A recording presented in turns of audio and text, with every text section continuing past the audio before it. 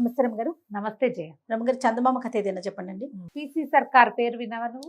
PC సర్కార్ magician. అవును.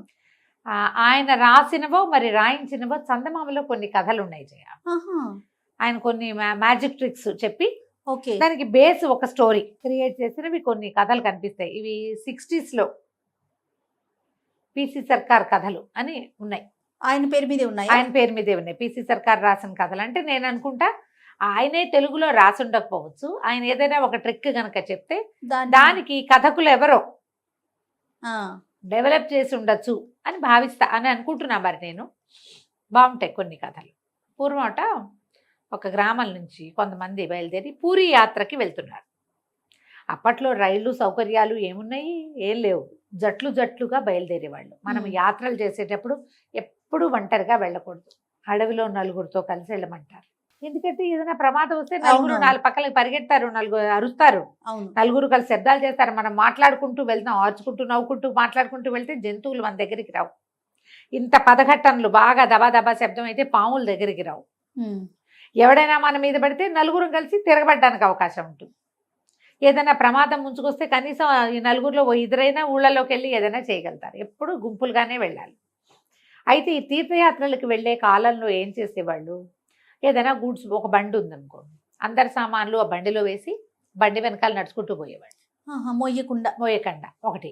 బండి లేదనుకో, ఒక 6గురో 7గురో, ఇందులో బలశాలు ఎవరైనా ఉంటే వాడు ఇంకొంచెం ఎక్కువ మూట మోసేవాడు. మోసుకెళ్ళేవాళ్ళు కదా. మనక మళ్ళీ ఇన్ని బట్టలా ఇన్ని పాతలా జయ, గోళ్ళు ఉండేది కాదు. చాలా తక్కువ బట్టలతోటి మినిమం సామాన్లతోటి వెళ్ళేవాళ్ళు. మధ్యలో ఏదైనా ఒక ఊర్లో మనం మజిలీ చేసినప్పుడు లోకల్గా బట్టలు ఉతిగారేసుకోవటం. సాయంకాలాలు ఆరేస్తే తెల్లారిపాటికి ఆరిపోతాయి. ఎక్కడైనా అలసిపోయారనుకో బాగా, ఆ పూట అక్కడ ఉంటే బట్టలన్నీ ఒకసారి ఉతుక్కోవటము ఉతికించుకోవటము చేసేవాళ్ళు. చాకళ్ళు ఎవరైనా దొరికితే ఉతికించుకునేవాళ్ళు. లేదే వెళ్ళే చెరువులో పిండి ఆరేసుకుని అరగంటలో ఆరిపోతాయి. బట్టలు ఎంతలో కారుతాయి. అలా పైగా ఆరని బట్టల వ్యవహారం లేదప్పుడు. అందరూ పంచెలు ఉత్తరీయాలు, ఆడవాళ్ళకి పెట్టికోట్ హడావిళ్ళు అవి ఏమి లేవు, ఒట్టి చీరలు. పైగా ఈ యాత్రల్లో ఆడవాళ్ళు చాలా తక్కువ, మగవారే ఎక్కువ ఉండేవాళ్ళు. కనీసం ఎన్ని పద్ధతుల్లో మార్పు రమ్మగారు. ఒక యాత్ర అనే విషయం మాట్లాడుకుంటే ఎన్ని వెనక్కి వెళ్లాల్సి వస్తుంది, ఎన్ని విషయాల్లో మనం మార్పుగా ఉన్నాము కదండి. బట్టల దగ్గర నుంచి, తిండి దగ్గర నుంచి, వస్తువుల దగ్గర నుంచి, వెళ్ళే జనాల దగ్గర నుంచి చాలా మార్పులే. ఈ జట్లుగా వెళ్లే వాళ్ళలో అజితుడని ఒక పల్లెటూరి కుర్రవాడు. అజిత్ మంచి బలశాలి, కర్రసాములో వాడిది అందవేసిన చెయ్యి, చాలా గట్టివాడు. అయితే వెళ్తుంటే ఏమైంది, పూరి నగరానికి కొంత యువతలు ఉండగానే పూరికి అంత ఒక 4 రోజులు ఇంకా ఉంది. రఘు అని ఒక దోపిడీ దొంగ, వాడు నాయకుడు. వాళ్ళు పట్టేశారు వీళ్ళని. పట్టేస్తే వీళ్ళ దగ్గర ఏముంటాయి, ప్రయాణం అక్కడ పూరిలో సమర్పించడానికి ముడుపులని మొక్కులని అక్కడ ఇచ్చుకోవడానికి అక్కడ కర్మకాండాలు అవి చేసుకుంటారు. అవును. ఇక అంటే మన ఏమంటారు, తర్పణాలు అవి విడవడానికి ఎక్స్ట్రా డబ్బు చిన్న చిన్న మూటల్లో దాచిపెట్టుకుంటారు. ఎంతో కొంత ఓ కడియమనో ఏదో ఉంటాయా, ఉంగరాలనో, ఇవన్నీ కొట్టేశారు. ఆ రఘు ఏం చేశాడు, ఒక పెద్ద గుంపుని వేసుకుని వీళ్ళ మీద పడ్డాడు. దారి దోపిడీ వాళ్ళు ఓకే. పడేసరికల్లా అజిత్ మంచి కరసాము కదా, వాడు తిరగబడ్డాడు. చేత వచ్చిన వాడు ఆగడు కదా. తిరగబడేసరికల్లా రఘు గట్టిగా అరిచి కేకలు పెట్టాడు. ఏమిటి కాళికాదేవి వరప్రసాదిని నాకు నా మీద తిరగబడతావుగా అన్నాడు. ఇక కొట్టాడు, అది కొట్టాడు. మొత్తానికి 4 మీద పడి ఈ అజిత్తుని పట్టేశారు. కొంతమంది పారిపోయారు, అందరి దగ్గర నుంచి డబ్బులు లాగేసుకున్నారు. తిరగబడ్డాడు కాబట్టి వీడిని వదిలిపెట్టలా వాళ్ళు, మిగిలిన వాళ్ళని వదిలేశారు. అయితే వాడి బంధుపడి దొంగలు ఇంకా ఉన్నారు కదా, దారి దోపిడీ వాళ్ళంతా అన్నారు, కత్తి ఒకటి ఇచ్చారు రఘుకి. ఇచ్చి ఒక్క వేటితో వీడి తలనరికేయమన్నారు. అనేసరికి కాదు తలనరికేదు, సర్వలక్షణ సంపన్నంగా ఉన్నాడు, వీడిని కాళికకి బలిద్దాం. ఈ దారి ఏమన్నా బందిపోటు దొంగలు, దారి దోపిడీ దొంగలు, దోపిడీ ముఠాలన్నిటికీ కాళికాదేవే వాళ్ళ దేవత. వాళ్ళు వెళ్ళేటప్పుడు కాళీకి చెప్పెళ్తారు, యాత్ర సఫలం చెయ్యి అని. తిరిగి వచ్చాక మేకపోతున్నావు వేటపోతున్నావు ఇస్తారు, ఏనిపోతున్నావు, ఇప్పుడు వీడిని ఇచ్చేద్దాం అన్నాడు. అనేసాక పట్టేశారు. మిగిలిన వాళ్ళంతా అల్లబోదిబో అయ్యో కుర్రాడు వదిలే అన్నారు. వదిలేయలేదు వాడిని ఈడ్చిపోయారు. ఆ జీతని ఈడ్చుకెళ్ళిపోయారు. సరే ఏం చేశారు, ఒక కుటీరంలో బంధించారు. ఇతను పాపం వాళ్ళ తాత ముత్తాత అందరివి పేర్లు అవి రాసుకున్నాడు. పూరి యాత్రకు బయలుదేరాడు స్నేహితులతోటి. అందరు కొంచెం పెద్దవాళ్ళే, వయసు మళ్ళిన వాళ్ళు. ఏం చేయాలో తెలియదు, ఎట్లాగైనా తప్పించుకోవాలని చాలా చాలా చాలా ప్రయత్నం చేశాడు. ఏమీ కుదరలా. సరే రాత్రికి లాక్కుపోయారు కదా, తెల్లవారాక చూస్తే ఈ కుటీరానికి దగ్గరలో చుట్టూతా ఒక తోట, అది ఆ తోటలోనే ఉన్నాయి వీళ్ళ ఇళ్ళు. తోట ఒక రకమైన అడవి. మందార పువ్వులు చెట్లు, మందార చెట్లు ఎంత విరగబూసినాయో, ఎర్రగా జపాకుసుమాలు అంటారు, జపాపుష్పం అని రాస్తారు కథలో కూడా. ఎర్రటి పువ్వులు, దానిమ్మ చెట్లు, తర్వాత నిమ్మ చెట్లు ఉన్నాయి. ఒక నిమ్మ చెట్టు అయితే అసలు ఈ కుటీరానికి ఆనుకునే ఉంది, కిటికీలోంచి అందేలాగా ఉన్నాయి నిమ్మకాయలు. మధ్య మధ్యలో నిమ్మ చెట్టు గాలి కూడా వస్తుంది. ఇతను గట్టిగా గాలి పీల్చుకున్నాడు, వాసన వస్తుంది. ఏదైనా చేసి కంచి పారిపోవాలి, బయటికి వెళ్ళాలి, ఎట్లా అని ఆలోచిస్తున్నాడు. ఈ అజిత్ వాళ్ళ మేనమామ ఇంద్రజాలం చేసేవాడు, మ్యాజిషియన్ ఆయన. ఆయన దగ్గర కొన్ని ట్రిక్కులు నేర్చుకున్నాడు అజిత్. సరే ఆలోచించుకున్నాడు. తెల్లవారిన తర్వాత ఇంకొక 3 రోజుల వ్యవధి ఉంది దేనికి, బలివ్వడానికి. ఆ రఘు వచ్చాడు. నువ్వు కర్రసాములు మాత్రం నిన్ను మెచ్చుకోవాలి రోయ్, నువ్వు చాలా గట్టిగా తిరగబడ్డావు, అదే నువ్వు ఎట్లా ఉన్నావో చూడడానికి వచ్చాను, నీకేమి దెబ్బలు తగిలినాయేమోనని. ఎందుకంటే దెబ్బలు తగిలిన వాడిని కాళి బలికి వెళ్ళదు, దెబ్బలు తగలకూడదు అనేసరికల్లా అజిత్ అన్నాడు, సిగ్గులేదు నీకు, ఇంత పరాక్రమవంతుడివి, ఈ దారి దోపిడీలు ఏమిటి, ఇంత బలశాలివి, పని చేసుకుని బతకాలి మీరు. పైగా మా కాళ్ళు ఒప్పుకుందంటావు, కాళ్ళకి ఎందుకు ఒప్పుకుంటుంది?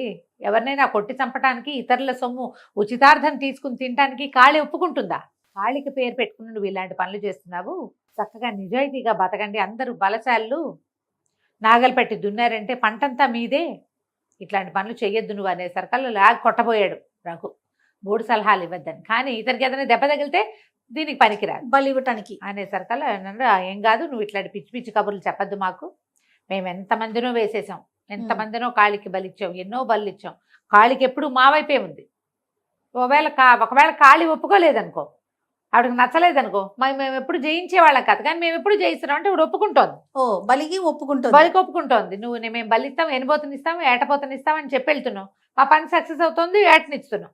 ఆమెకు నచ్చింది కాబట్టి అంటే, కాదు కాళి నాకు చెప్పింది, కాళికాదేవి చెప్పడం వల్లే నిన్ను మార్చడానికి వచ్చాను నేను అందుకే దొరికిపోయాను నీకు అనేసరికల్ నువ్వు ఇలాంటి కబుర్లు చెప్పొద్దన్నాడు. ఇద్దరు బోల్సేపు వాదించుకున్నారు. వాదించుకుంటే ఏమన్నాడు, సరే నేను నీకు నిరూపిస్తా, కాళికాదేవే నన్ను పంపించిందని నీకు నిరూపిస్తే ఏం చేస్తావన్నాడు అజిత్. అనేసరికి రఘు అన్నాడు, సరే నువ్వు నిరూపించు. ఎట్లా నిరూపిస్తావు అంటే, ఏదైనా ఒక సామాన్యమైన వస్తువు కావాలి అని అటు ఇటు చూశాడు. అక్కడ ఒక కాగితం పడి, ఆ కాగితాన్ని పర్రమని చింపాడు మధ్యలోకి. తను తెల్ల ముక్క పెట్టుకున్నాడు. తను ఒక పేపర్ తన దగ్గర ఉంది, 2వ పేపర్ రఘు చేతిలో పెట్టాడు. కాళికాదేవి దగ్గరికి వెళ్దాం అన్నాడు. కాళి దగ్గరికి వెళ్ళాడు. పెద్ద కాళికా విగ్రహం ఉంది అక్కడ. జపా పుష్పాలు తీసుకో, అమ్మవారికి దేంతో పూజ చేస్తారో మొత్తం మెడంతా మందార పువ్వుల మాల, అమ్మవారి పెద్ద జేజి దానికి బయట పెట్టి చక్కగా ఆయుధాలు అవి ధరించి మీదకి వస్తానన్నట్టుగానే ఉంది. అన్నీ మందార పువ్వులే. కింద పాదాల దగ్గర అంతా మందార పువ్వులు సమర్పించారు. ఒక బౌల్లో నిండా మందార పువ్వులు పోస్తుంది. జపా పుష్పం తీసుకో, ఆమెకు చాలా ఇష్టం కదా, నువ్వు నేను ఇద్దరు జపా పుష్పాన్ని పేపర్ కాగితం మీద రుద్దుదాం. కాళిక ఎవరి వైపు ఉంటే వాడు రుద్దిన కాగితం ఎర్రబడుతుంది, ఎవరి వైపు లేదో వాడికి నల్లగానో నీలంగానో వస్తాయి. నీ కాగితం నల్లబడుతుందో నా కాగితం నల్లబడుతుందో చూద్దాం. రఘు ఏమంటాడు, కాళికాదేవి దయ వల్లే నేను బలివ్వడానికి నువ్వు నాకు దొరికావు, నువ్వు నాకు వరప్రసాదానివి, కాళికా వరప్రసాదాన్ని నువ్వు కాదు, నా కోసం వచ్చావు, నువ్వు మనిషిని బలేస్తానని చెప్పా, అందుకే మనిషిని చిక్కిచ్చింది నాకంటాడు. కాదు నిన్ను మార్చడానికే నన్ను నీకు చిక్కిచ్చింది అంటాడు అజిత్. సరే ఇద్దరు చేరుకోక మందార పువ్వు తీసుకున్నారు. వాళ్ళకి తెలుసు అక్కడ ఉన్న వాళ్ళందరికీ, మందార పువ్వుని నలిపితే అంత ఎర్రటి పువ్వు నల్లగా అవుతుంది, వేళ్ళు కూడా కొంచెం రంగు మారుతాయి, ఏరుపెట్లా వస్తుంది. అవును, అందరికీ తెలిసిందిగా, లోక సహజమైంది. సరే చెరో మందార పువ్వు తీసుకున్నారు, తొడుని దగ్గర పట్టుకుని పేపర్ల మీద రుద్దారు. 1 నిమిషం తర్వాత ఆశ్చర్యం జరిగింది. అక్కడ రఘు చేతిలో ఉన్న కాగితం నీలంగా నల్లగా మసిమరకల్లాగా కనపడుతున్నాయి, లేత రంగు మసి. కానీ అజిత్ దగ్గర ఉన్న కాగితానికి మాత్రం ఎర్రటి రంగు వచ్చింది. ఆశ్చర్యపోయారు. ఊరిని కాళికాదేవి నిజంగానే వీడిని పంపించింది మనకి, మనం దుర్మార్గమైన పనులు చేస్తున్నామని మనని మార్చడానికి మనలాంటి ఒక బలశాలిని మన దగ్గరికి బలికి పంపించింది, వాడే మారుస్తాడని అందరూ దండాలు పెట్టారు. రఘు అయితే సాష్టాంగపడిపోయాడు. మహానుభావుడు నువ్వు, కాళికి నిన్ను పంపించింది మా కోసము, నువ్వేం చెప్తే అది చేస్తాం అంటే, దొంగతనాలు మానేయండి, కాళికకి మనుషుల్ని బలివ్వద్దు, వ్యవసాయం చేసుకోండి. ఈ చుట్టుపక్కల గంగానది పరివాహక ప్రాంతం అంతా చాలా సుభిక్షమైన ప్రాంతం. ఒక్క విత్తనం వేస్తే పుట్లు పండుతాయి అక్కడ, వందల పుట్లు. ఒక ఎకరం చేశారంటే చాలు. అందరూ కలిసి వ్యవసాయం చేసుకోండి, మీ దగ్గర ఉన్న గొర్రెపోతులను పెంచుకోండి, ఎనుబోతులను పెంచుకోండి, కానీ ఈ పని చెయ్యొద్దు ఓకే. కాళికకి సాత్వికాహారాన్ని బలివ్వండి, దానివల్ల మీరు కూడా సాత్వికులుగా మారతారని చెప్పాడు. అజిత్ సామాన్లు అజిత్కి అప్పచెప్పేసి అతన్ని ఒకళ్ళిద్దరు తోడొచ్చి పూరీ నగరానికి వెళ్ళే దారిలో వదిలిపెట్టేశాడు. ఈయన ఇంద్రజాలం చేసేటువంటి తన మావయ్యకు ఓ దండం పెట్టి అజిత్ వెళ్ళిపోయాడు. ఏం చేశాడు అజిత్? నిమ్మ చెట్టు ఉంది అక్కడ, ఒక నిమ్మకాయ కోసి దానికి గోరుతో ఘాటు పెట్టి దాన్ని రసాన్ని తీసుకున్నాడు. అజిత్ దగ్గర ఒక కాగితం ఉంది. వెళ్ళేటప్పుడు ఏం చేశాడు, పూరీ నగరానికి బయలుదేరాడు కదా, తాతవి, నాయనమ్మవి, అమ్మమ్మవి అందరివి గోత్రనామాలు రాసుకున్నాడు. తన స్నేహితుల్లో పెద్దవాళ్ళు పోయిన వాళ్ళవి రాసుకుని ఒక కాగితం తెచ్చుకున్నాడు. ఏం చేశాడు, ఈ కాగితాన్ని మధ్యకి మడిచి ఆ కాగితం వాడి జేబులో ఉంది. ఒక ముక్కకి నిమ్మరసం రాసేసి కొంచెం ఆరనిచ్చి నలిపి అక్కడ పడేసాడు. తర్వాత ఏం చేశాడు, రఘు రాగానే మరి మాట్లాడుకున్నాక ఏదో ఒక సామాన్యమైన వస్తువైనా కాళిక ప్రూవ్ చేస్తుందని చెప్పి ఆ నలిగి కింద పడిపోయిన కాగితాన్ని తీసి ఆ కాగితం వీడే పడేశాడు. తన జేబులోంచి తీస్తే వాడు నమ్మడు. జాగ్రత్తగా నిమ్మకాయ రసం రాసిన కాగితం తను ఉంచుకుని నిమ్మరసం రాని మామూలు కాగితాన్ని వాడికి ఇచ్చాడు. నిమ్మకాయ మీద మందార పువ్వు తగిలితే ఎర్రగా వస్తుంది. Magic trick. కాగితం మీద నీతో మందార పువ్వు రుద్దిచ్చామనుకో నీకు ఎరుపు రాదు. అదే నిమ్మకాయ ఉంటే వస్తుంది. ఆ ట్రిక్ ప్లే చేసి కాళికాదేవి ప్రత్యక్షమైందని చూపించి ప్రాణాలు రక్షించుకున్నాడు అజిత్. బాగుంది కదా మహేంద్రజాల కథ? చాలా బాగుందండి. ఇలాంటివి బోల్డ్ కథలు ఉన్నాయి జయ, కొంచెం ఓపికగా చెప్పుకోవాలి. ఓకే, నెక్స్ట్ టైం చెప్దాం మళ్ళీ ఇంకోటి. తప్పకుండా అండి. నమస్తే. నమస్తే జయ. సుమన్ టీవీలో మీ పర్సనల్ అండ్ బిజినెస్ ప్రమోషన్స్ కోసం కింది నెంబర్కి కాంటాక్ట్ చేయండి.